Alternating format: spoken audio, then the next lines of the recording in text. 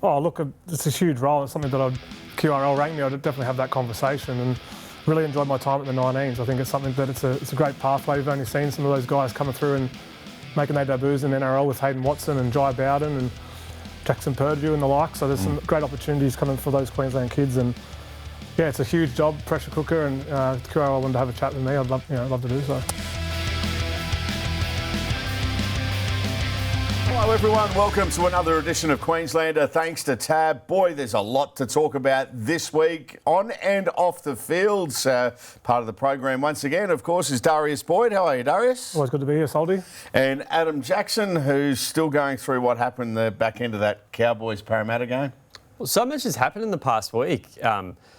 Our Origin coach sent it down, my Cowboys narrow loss, another big loss for the Broncos, and also DCE announcing he's heading overseas, which was almost lost in all the news. So another massive week of rugby league for Queensland. Yes, never a dull moment, as they say. We'll go through all of that. We'll talk about the woes of the Broncos. We'll talk about what next for Queensland as far as the coaching situation is concerned.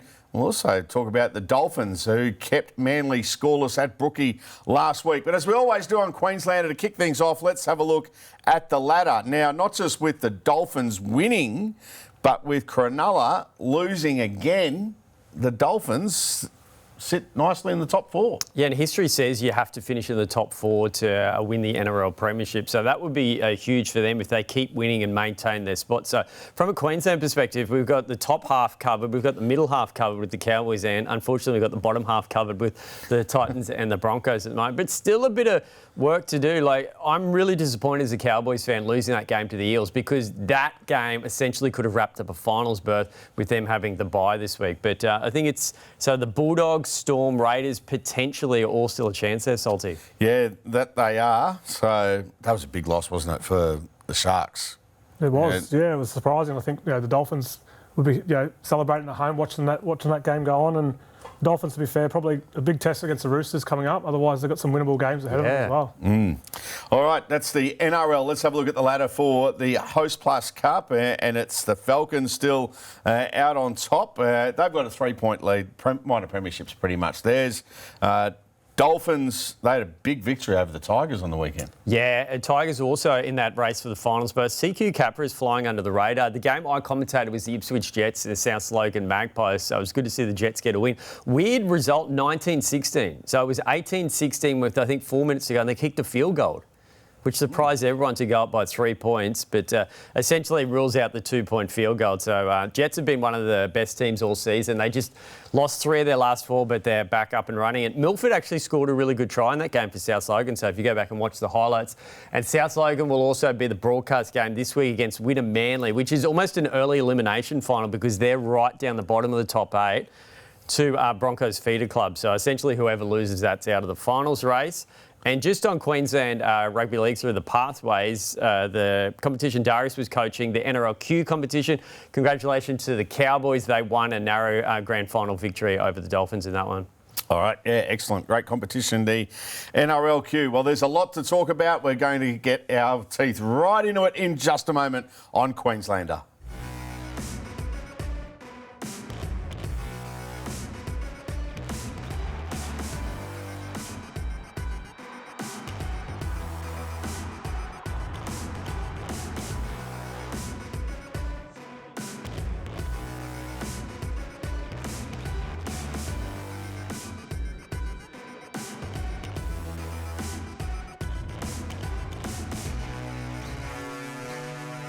Well, at about 3:57 on Friday afternoon, an email came out from the Queensland Rugby League saying Billy Slater has stood down as coach of the Maroons. 5 series in charge. He finishes Darius with a winning record. Before we talk about what's next as far as the Maroons coaching setup is concerned, get from both of you, just what our thoughts on Billy and what he brought to the role after a successful tenure. Oh, massive. I think he continued the legacy that was created long before his time, and I think he did it with pride, he did it with respect. You could see the connection he had with the players. Sometimes it was emotional with players losing their family members at different stages throughout the series, and his attention to detail is second to none, and he's going to be sorely missed for Queensland for sure. It was quite hectic in this studio last Friday because we read the afternoon sport at 4:15 and that details came out. So we're quickly rushing to get to the bottom of the story. But fortunately we did it. And Billy Slater, to his credit, did interview us for the news to help get the message out to the rest of the Queenslanders. But yeah, just on what Darius touched on, the iconic memory for me will be Cameron Munster, unfortunately losing his dad, coming back to play the game. That embrace between Billy and Cam on the field, that was huge. And I was on record saying I was 99% confident that Billy Slater would coach next year. So I think it took a lot of people by shock. Even some of his assistant coaches, Ben Teo, we had JT on the news on Friday night doing the cross to the Wide World of Sports game. You could tell he was a bit surprised and shocked by the decision as well. But I just get the sense, Salty, I know he was on the podcast yesterday too, of like 5 years, it's such an intense job to do for that long. There is very much an end game. Yeah, it's so intense, isn't it? Origin. Darius, you've been there as a player, and the microscope is on every single decision that is made by the coach, isn't it? It is, and it's not just coaching. It's building the program. It's watching the players. It's building connection. Probably early in January. There's so much detail that goes to it, and you think about the emotional toll. I think that's probably what it comes down to. Obviously, Billy's got a lot of other commitments in his life, which is great as well, and he's been a great servant for Queensland as a player and as a coach. But it is it's a tough job, arguably the toughest job in Australian sports, to be the Queensland or New South Wales coach, and highly scrutinised, highly watched, high pressure cooker, and maybe the emotional toll was enough for Billy at this stage. And you talk about legacy. These are some of the players he handed his debuts to. So Selwyn Cobbo, Ruben Cotter, Patrick Carrigan, those last two went on to win Player of the Series, as is the next one, Tom Dearden, Reece Walsh, Robert Toy, and even Sam Walker this year as well. So that's the nucleus for the team moving forward. He's really set it up for the next 5, 6, 7, 8 years. One thing we spoke about, and you touched on the Billy Slater podcast, and that comes out every Monday. And the first half of it this week is talking about origin moments from the last 5 years, and just talking about his time as coaching the team. One that stood out and we spoke about was bringing Josh Papali'i back last year, and just how big a call that was. And once again, like nearly every call he made, Darius, it was the right one. Yeah, well, there's the Josh Papali'i moment, I think, of Daly Cherry Evans getting axed as skipper and bringing, obviously Cam Munster as the new skipper and going on to win that series. I think about Selwyn Cobbo being on the bench when it was a 17-man team at that point. Reece Walsh gets concussed, Reece gets concussed and out early, and Hamiso comes straight into fullback and went on to win that game. So there's some massive moments, some massive calls, and you've got to hold your nerve, and Billy Slater did a great job at holding his nerve and making those decisions when they counted.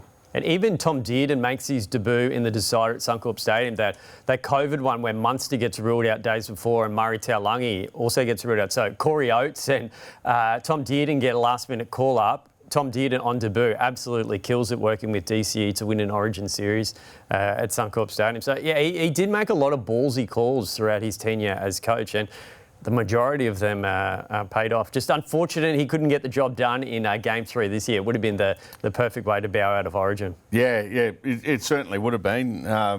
But I think he walks away with his... And I get the sense, being a humble guy, he didn't want that glory moment. He's happy to bow out having lost that decider, whereas I think maybe some people want that fairy tale ending and you're always not going to get it. So part of his mind, he could have been weighing up, I'll do one more series, we'll win next year, we can go out the hero. But you almost have more respect for him, the fact that he just bows out to the side and doesn't want that heroic moment. Mm.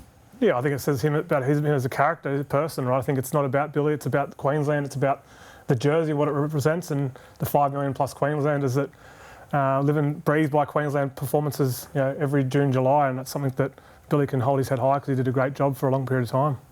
Well, as the Billy Slater era finishes, whose era is about to start? Now, Cameron Smith and Jonathan Thurston have said no at this stage, but everyone's entitled to change their mind. The one thing before we start speculating is that there's no rush here, Darius, is there? I mean, it's only August. They don't play their next game until the last week of May next year. There is no need to rush here from the QRL's point of view. Oh, that's what we were just speaking about off air. Billy resigned and stood down 5 days ago, and obviously it's a big pressure cooker game. It's a hyped position. It's a huge role, but there's no rush. And I think something that let's just get some finals football underway, finish off the season, and maybe look at getting to the off season and start to make those decisions later on. And as you mentioned, some of those guys that maybe in pole position, maybe they change their mind. And people, I guess, incorrectly compare it to the New South Wales situation. Like, it was probably the worst kept secret in rugby league that Laurie Daly was going to stand down, regardless of how that series finished for New South Wales. So New South Wales Rugby League already knew that. They were planning for the future. That's why they'd had discussions with Matt King for several weeks, and that happened in the space of a week. So this will be an extremely different scenario for Queensland. So it will take a while, but, you know, there's quite a few candidates. You coached under 19s Origin, Darius. Would you be keen to do it?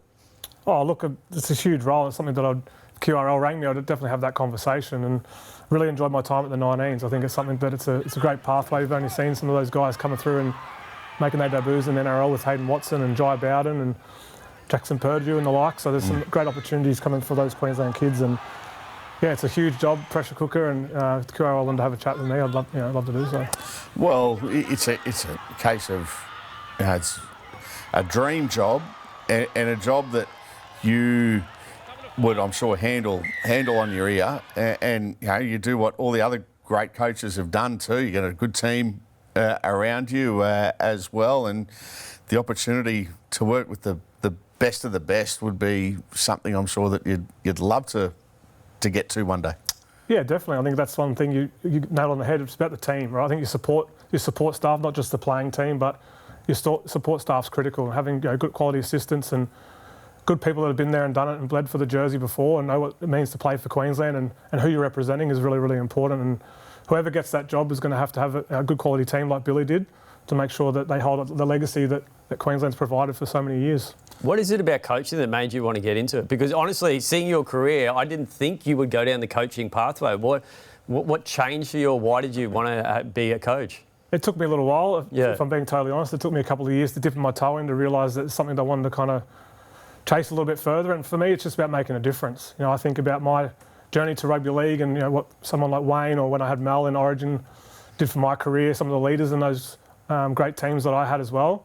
But making a difference for someone's life and seeing them celebrate and spend it with their family, and what rugby league is. It's not just rugby league as a game, it's a vehicle for bettering people's lives and success. And I think that to see that over time and time, the players that come into the game, better themselves, reach their dreams and their goals, that's something that really inspires me, and I'd love to be able to create that for the next generation. Well, two coaches who you mentioned there that you played a lot of football under, Mel Meninga at representative level and, of course, Wayne as well. Is that two of their best attributes? Yes, great rugby league coaches, but it's the care that they have too for you as a player? Oh, definitely. It's the care, it's that connection piece. Yep. It's also that I think there's this leader of men. I think about what they've got some great assistants underneath them to talk about X's and O's and game plan and how we're going to break down New South Wales. But when it comes to the passion, the pride, who you're playing for, what's your why, and what does Queensland really mean to you, probably none better than Wayne and Mel Meninga for sure. And I guess too, if we get Darius as Maroons coach, we've got Wayne on board straight away. He'll be helping oversee it as well. Hang on, oversee it. I thought you were going to say Wayne wants to make a comeback on the wing. He's an old winger, wasn't he? Yeah, former winger, fullback, Queensland, Australia. But the other two names that have tossed up are Billy Slater's lieutenants from this year's series. These assistants, Matt Ballin and Ben Teo. So I understand with Ben Teo, he's more trying to push into the club pathways at the moment. He was only in the Maroons for 1 year. I guess it'd have to be a decision for him. And also Matt Ballin has been in there quite significant period. The players highly respect him. He's also an assistant coach at the Broncos, so that's something that he might have to juggle as well. Do you feel, Darius, like to coach Origin, you have to have played Origin, or it really helps? I think it definitely helps. Obviously people have done it before and haven't played at that level, but my personal opinion is probably why some of the candidates are getting thrown forward, because a lot of them have played before. They respect that jersey. They know what it was like. Like I said, for so many Queenslanders watching it from far and wide, you talk about the history and what it means to so many people, and that's one thing that Mal in particular really drove home to us when we were in our, those 8 years of dominance was about the history and the pride and what it means to play for Queensland. So not a prerequisite, but at the end of the day, that's the QRL's decision on what they think is going to be best moving forward for the next Queensland coach. I did hear some say that Matt Ballin and the term, and I can't stand it, only one Origin? Well, a couple of things here. One, that Cameron Smith just wouldn't bloody retire. Yeah, he was behind the greatest dummy half of all time. That's why he didn't play that many Origins. Exactly. And if you want to say only one Origin, well, Matt Ballon's played the same amount of Origin games as Arthur Beetson. Oh, yeah, that's and, he was one of Queensland's greatest coaches as well, yeah. Yeah, it's just, I think he'd be great for the role. And that's why it's such a tough choice, whether it's Matt Ballon, whether it's Darius Boyd, Ben Teo, Cameron Smith, Jonathan Thurston. Everyone has got, you've all got your own strengths, and whoever comes into the role will do a job to honour the role and honour the state. Well, I think that's what you mentioned before. There's no rush. I think you do your due diligence. You make sure that whoever they are seeing fit, the QRL, it's the right person, because at the end of the day, there's a huge legacy to uphold, and what Mel's done in our time and Billy's taken over recently. And you want to make sure that whoever takes on that role has the right team around them to make sure that we have continued success for Queensland. Well, you even look at Michael Maguire. He didn't play Origin, came in one series, won it for New South Wales. So it doesn't have to be a prerequisite to have played Origin, yeah. All right, well, we'll see what does transpire as far as the Queensland Origin coaching position is concerned. One team that doesn't have a question mark over them, because they are just going bad, there's no question about it, is the Brisbane Broncos, and we'll talk about them next. They can still get the wooden spoon, I suppose I get that. But the only phrase I can think of from their performance on the weekend is that they've checked out, that they've properly checked out. Have they lost 12 of their last 13 games? Yeah. They were 5 from their first 8. Yes, last night they had 7 current or former Origin players. And I got to say, the Chanel Harris Tavita try was absolutely disgusting. That was early too. The way they didn't tie in on the inside, it was horrible. That showed that they don't care. Well, there's Billy Slater from the Billy Slater podcast there, and Andrew Johns from the Sunday Footy Show with their thoughts on the Brisbane Broncos after that 40-6 loss at the hands of the Warriors. It was a dark night at Suncorp Stadium for the Broncos. Very good Warriors team, we know that. But Darius, your thoughts on what we saw on Saturday night and what we've seen over the last month? Yeah, look, as a Broncos fan, it's hard to watch and it's disappointing. And I think when I was talking about confidence a few times on this show around, it's hard to gain it and it's hard to get it back, in particular when you're going through a poor run. And it just looks like the Broncos are lacking confidence, and I know everyone's got their opinion and their view around why, or they're not performing, or it's not acceptable NRL level, all the like. But from my personal opinion, being a player and being in those moments at different stages, you never go out there not to perform. Whenever you're leaving a club, you're not going to make finals. Every time you put on a Broncos shirt, in particular, in my opinion, you want to do the jersey proud. The old boys weekend as well on the weekend. So that's never a thought, the process that goes through your mind. But when you're lacking confidence, I've said it a few times as well, you go quite individual and you work harder individually, which actually hurts the team. And unfortunately for the Broncos, they've got to try and find confidence and find it quickly to make sure they finish off the season ready for next year. Well, it's hard to disagree with those words from Joey Johns there and Billy Slater, quite harsh. Especially Billy, you rarely hear him say something like that. But in terms of giving up, like their last 3 games, they've conceded 30 points or more. So like the proof is in the pudding. Like if you want to stop people from saying you're giving up, put in the effort on the field. Make the extra effort to stop those tries. So like 3 games in a row, 30 points or more is just not acceptable. And as Darius touched on, it's old boys' day. So at the start of the second half, they lined the tunnel. There was Brad Thorne there. There was Steve Renouf there. There was Jai Arrow there. How do you not get inspired to wear the jersey and front up and make tackles when you're looking at those past legends at your club? And I was in the post-match press conference with Michael Maguire, and I tell you what, that was pretty heated. That was probably his best press conference of the year. If I'm a Broncos fan, I wanted him to do that 6 weeks ago to fire up the team, not when the season was already lost. So I was in there with our old mate Dobbo, and he'd ask 2 questions and get shut down, and I'd ask 2 questions and get shut down, and eventually rotated through, and then Madge got up and left. So you can see he was extremely disappointed in that performance. That's the most disappointed I've ever seen him at the Broncos. He gave them a big spray after half-time and after full-time rather, and the players we interviewed were quite contrite. They could see like how disappointed they were in their own performance. Well, a lot of people talk about Madge and his future. Well, one of the reasons he's getting so frustrated, Darius, I think, because he knows what the team is capable of, doesn't he? And he just, come on, guys, and he's left searching for answers. It's a tough spot for everybody at the moment, knowing what this group is capable of. Yeah, well, I think that's why the criticism's quite high, because it is a top 4 roster, and they obviously won the premiership just last year. So we know they're better than what they're and capable of what they're tossing up at the moment, but.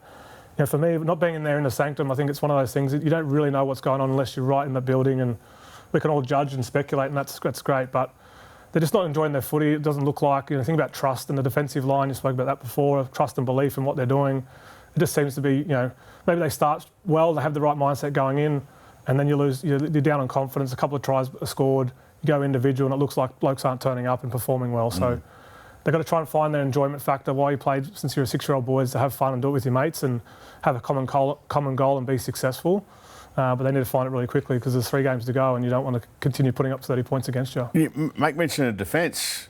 Adam, when the Broncos won last year, the grand final, everyone glowing terms about the attack, which was great. But you got those games leading up to the finals and during the final series, that goal line defence was out of this world. Especially that Panthers game at Suncorp Stadium. Yeah. They're the ones that ended the Panthers' dominant streak of the past 5 years. And towards the back end of that grand final, I think as Reece Walsh comes over with a try save on Ryan Papenhuyzen to stall them, who are probably the second best attacking team in the Melbourne Storm. But I get the fact that the Warriors are going really good. They're one of the informed teams of the competition. But they got flogged by 40 points, and the Warriors lost their halfback in the first half, and they had their fullback sin bin for 10 minutes. So that makes it even more unacceptable, that performance, given the adversity that the Warriors had to endure during that game, and they were still head and shoulders above the Broncos. But we understand there'll be several changes this week. One definitely forced Reece Walsh, unfortunately, out for the rest of the season. Looks like he probably won't be back for the World Cup either. So Hayes Perrin will come at fullback. I've also been told that Ben Hunt will definitely get game time this week. Maybe that's something they're lacking, a bit of experience in the team with Adam Reynolds out, just to get them around the park, an old head to just get players in the position. So, yeah, but it doesn't get any easier against the Raiders down there in Canberra. No, it doesn't. They're calling it Papa's house because it's Josh Papali'i's last home game. So don't think the emotions will be flying in Canberra on Friday night. And they unveiled that big mural for him yesterday. And I think there's green burgers. He had his kids there, Josh Papali'i. It's interesting you mentioned his last Origin game. So we were there game 3 last year in Sydney, and I had the maroon jacket on that we used for the news. One of the security guards comes up to me and goes, one of the players' kids wants to go see his dad on the field. Is he allowed on the field? So the security guards come up to me, and I'm like, I'm just a sports reporter. I don't know. So Josh Papali'i's kid, I go get him, hold his hand, take him out to the field. Papali'i's kid, who's clearly stronger than me, despite being only 10 years older, however it is. But so that was a nice moment. I'll always remember for Origin of taking him out. So sorry to that security guard. I wasn't accredited to let a kid out onto the field, but I think we did the right thing. You just didn't want to look after a kid. That's it. Yeah. Oh, come on, Adam. We got there in the end, getting to celebrate with his dad in his last Origin. Yeah. Nah, good stuff. Good stuff. All right, in just a moment, we're going to talk about one team that is going to be playing finals, and they could be ready to give the competition a real shake. We'll talk Dolphins next. Well, the Dolphins went down to Sydney and they shut out the Seagulls, 22-0. It wasn't pretty. It's not a game that they'll be watching replays of for the years to come. But 2 things here, Darius.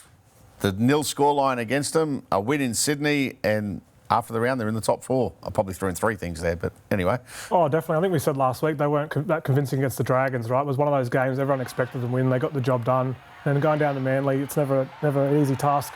Going to 4 Pines Park and getting the job done, and I think that would be more impressive was the 0. I think Christian Wolf would be really happy with the 0, and coming into finals time, you want to be hitting your straps at the right time defensively, and it seems like the Dolphins are on the track to doing that. They're learning as a team to grind out those wins. They've been so flashy in the past, but I think, having to have those tough, hard-fought wins will be hugely beneficial for them towards the back end of the season. Probably the only highlight of that game, that intercept for Jermaine Osako, almost gets there in the end and then offloads to the freebie try to Jack Bostock to score. So if you go back and watch that game, that's probably about the only part of the game you need to watch. Yeah.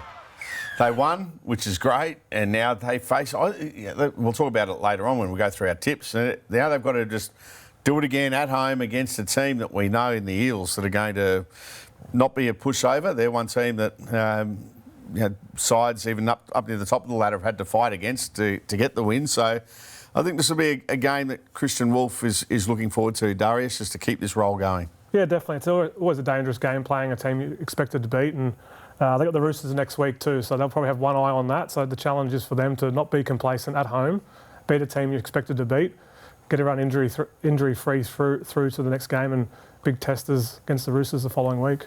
I was out of training there the other day. I did an interview with Izzy Katoa for 9 News, and I'm so impressed by the maturity of him every time you speak to him. So heading into this final series, he'll be the youngest captain at 22. 22-year-old captain and a halfback. Could you imagine doing that, leading the club into its first finals experience?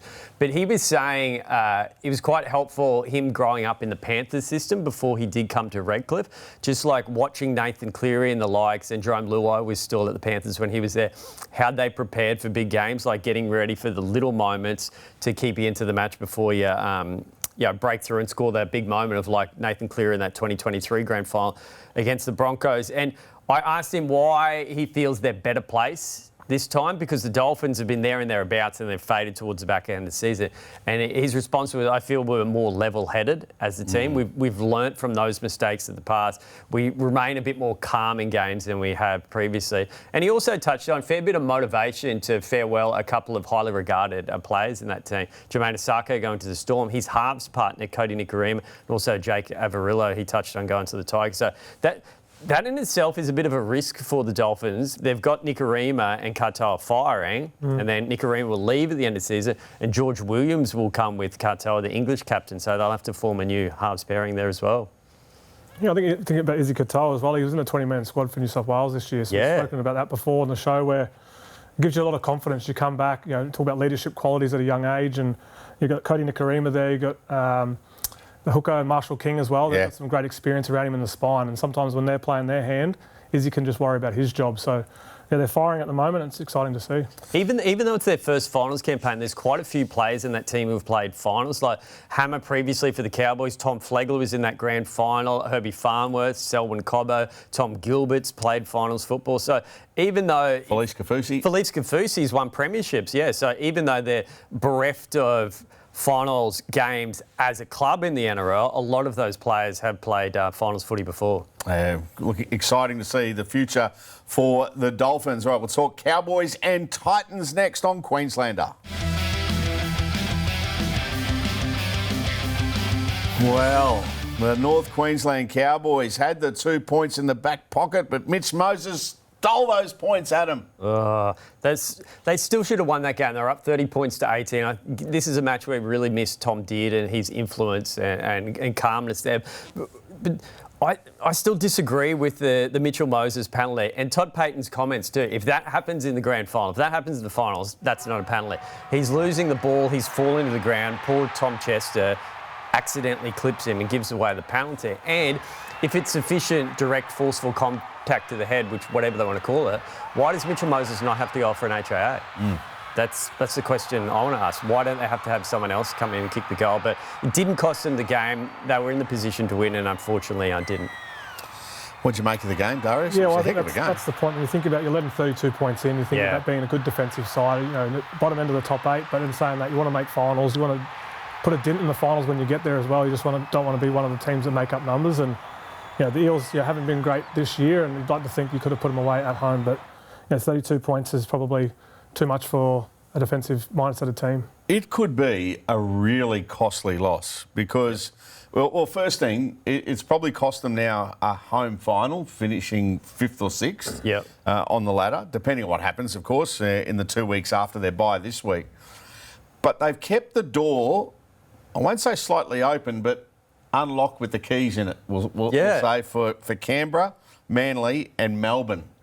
Now, if there's a couple of upsets over the next couple of weeks, I mean, South Sydney, that team around them, they've got the Warriors this week. Cowboys have the bye. Bulldogs play the Dragons, and the Dragons are no pushover. They could go on to win that game. You never know. this top 8 race could have a completely different look in the next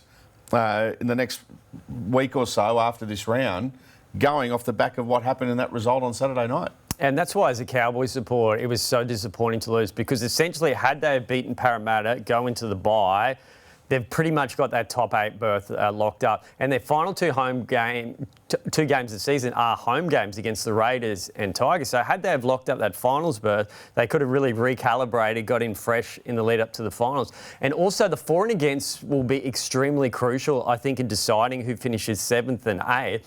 And my fear as a Cowboys supporter, that Roosters loss will come back to haunt them.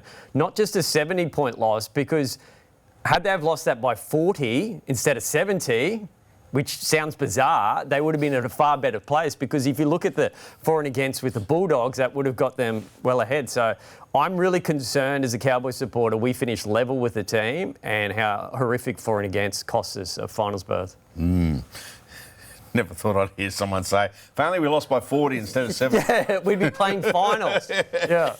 All right. Titans tried hard against a very good Knights team. They did well, Darius, didn't they, just to hang in the contest? Yeah, they did, and they fought back well. And I thought just probably lapses in concentration. And you usually see that from the bottom half of the 8 in those kind of teams. They can play good at stages. They can even have good games and get some quality wins. But to do that consistently week in, week out for 27 rounds, they just haven't quite built that yet. And I think Josh Hannah hit the nail on the head. We gifted them too many possession. It was not acceptable. Our start, I think, was his exact quote in the presser. The first 20 minutes just turned over too many balls. And with the attacking prowess in that Knights team, it was so hard to do. But the Queensland Cup game I did, Aramaho played in that game. He scored what essentially was the match-winning try for the Ipswich Jets. But you could just see he was one of those guys who's dropped back to Queensland Cup and lit a fire. So I'd be surprised if he doesn't feature for the next few weeks again for Gold Coast Titans. But if I'm the Titans, my goal for the remainder of the season, let's finish ahead of the Broncos. Let's beat Big Brother from up the road. So I know they've had a horrific season, the Broncos, but if you said to the Titans at the start of the year they'd finish ahead of the defending premiers, they would have taken it. So set yourself a mini goal, Gold Coast Titans. Try and beat the Broncos the remainder of the season. They face the Sharks at home this week, and we'll talk about that game. And we'll give our tips very soon. We'll have our Tab Big Call coming up in just a moment, our Queenslander Moment of the Week, and our selections for the upcoming round in the NRL. It's all coming up next on Queenslander.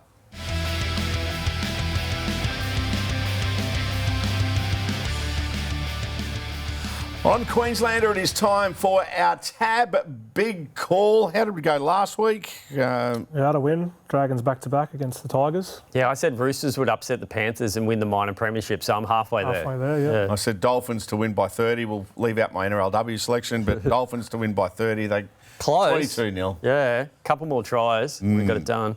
Okay, our Tab Big Call this week. Darius, you lead us off. I'm going on the Dragons again. I'm going 3 in a row. Playing the Bulldogs, it's a derby game, and I think they're playing well and playing with confidence. I think they can get the job done. I'm going to tip the Panthers to lose again this week. Thursday night footy live here on 9. The Storm to upset the Panthers to keep their slim finals hopes alive. Yeah, and could well be remembering we record this prior to Teamless Tuesday, could be almost a full-strength spine for... Yeah, for the Melbourne. first time in a long time, yeah. Yeah, you've stolen my thunder. Okay. Now I've got to come up with quickly on the run. No, you know what? I'm going 2 o'clock game on Sunday, Titans to upset the Sharks. Ooh, there you go. Yeah, Titans to upset the Sharks at home. That's a double header, by the way. Titans v Broncos, NRLW. They're killing it. Gold Coast and NRLW, yeah. Yeah, huge game. So there are our Tab Big Calls for this week. Time now for our Queenslander Moment of the Week, and a shout out to a former Origin player, someone who first played in the NRL back in 2014, Moses Mbai. He won his debut game and then won what ended up being his last game for the Ipswich Jets in the Host Plus Cup. Well done on a great career, Moses Mbai, Darius. Yeah, he's had a great career. He played Origin, obviously, and played for a few different clubs, and he's a really great utility. You think about he could play anywhere in the back line. He played 9, he could play 13, and this day and age, you need those guys that can cover multiple positions. Adam, imagine if he was 28 now in the game. Oh, yeah, how versatile he is. Yeah, could even come at the bench, play multiple positions. But he was at that Q Cup game on the weekend running water, so still helping out the Ipswich Jets in their fight for a final spot. Yeah, well done, Moses and Bai, on a great career. Terrific bloke as well. Our tips for the upcoming round as far as the Queensland sides go, no Cowboys, so this is going to be nice objective tipping from Adam, no bias at all. Raiders v Broncos. Darius. Yeah, well, my heart obviously would say Broncos, but head says Raiders, and Big Papa's last game there will be a massive game for them. I think they can beat the Broncos. Yeah, Ricky Stewart will have them absolutely fired up to not let down their veteran forward, so Canberra. Yeah, if they lose, it's no green burgers for anybody. Yeah, tough night at the office for Brisbane this Friday night. Dolphins v Eels, live and free on 9 of Friday night football. Coverage from Suncorp Stadium at 7:30. Darius? Yeah, it's a danger game. Like, everyone expects the Dolphins to win, but I still think their class and their squad's too strong and they'll get the job done. Bizarrely, this is their first meeting of the year. They haven't played all season, these two teams. I'm tipping the Dolphins. There'll be a change-up in the back row. Connolly Lemuelu out with a hamstring injury, probably 2 weeks. There's talk that Max Plath could be shifted to that edge forward position. He might enjoy that because he's had to tackle a lot in the middle of the last few weeks. Yeah, I'm going to the Dolphins as well. I think Parramatta will be in there, but just watch the Dolphins click in the last 20. They'll just run over the top of them. That's what. Put a score on, yep. Yeah, that's what I think will happen.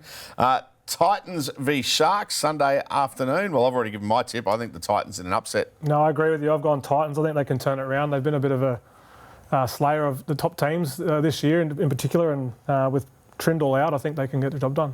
I'm tipping the Sharks, but I think it'd be close. Yeah, without Trindle, a lot less points in that Cronulla team. Huge opportunity for the Titans to pounce.